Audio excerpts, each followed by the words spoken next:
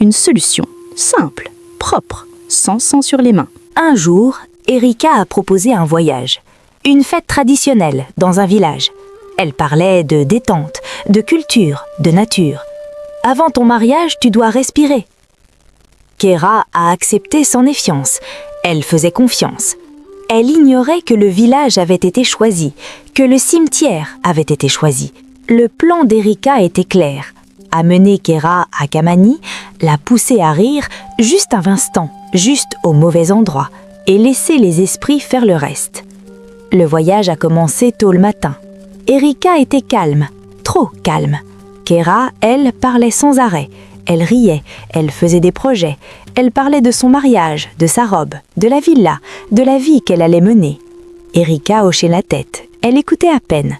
Dans sa tête, elle répétait une seule chose, ne pas échouer. Pas maintenant, pas après tout ce chemin. Quand elles sont arrivées à Kamani, le village était en fête. Des danses, des tam-tams, des odeurs de plats chauds, des rires partout. Kéra était émerveillée. Elle prenait des photos, elle remerciait Erika. « Tu as eu une bonne idée !»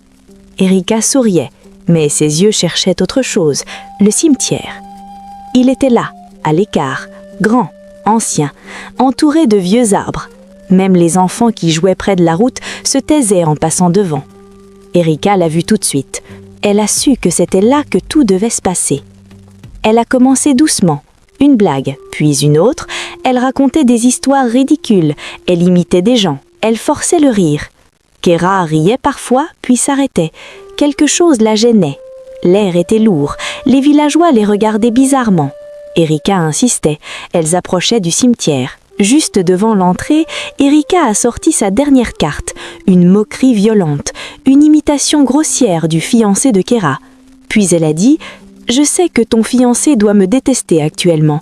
J'étais un peu trop méchante avec lui, mais lui aussi, il avait une tête de petit lézard. » Kéra a d'abord été choquée, puis, par réflexe, elle a éclaté de rire. Un rire bref, un rire nerveux, mais un rire quand même. Le silence est tombé immédiatement. Les tam-tams se sont arrêtés. Les gens ont reculé. Une vieille femme a murmuré « C'est fini pour elle ». Kéra ne comprenait pas. Erika, elle, a senti un frisson lui traverser le dos, trop tard pour reculer. Dès la nuit, les choses ont commencé. Kéra a eu des douleurs étranges, des frissons. Elle sentait qu'on l'observait. Elle entendait des pas autour d'elle. Erika faisait semblant de rassurer, mais à l'intérieur, elle paniquait.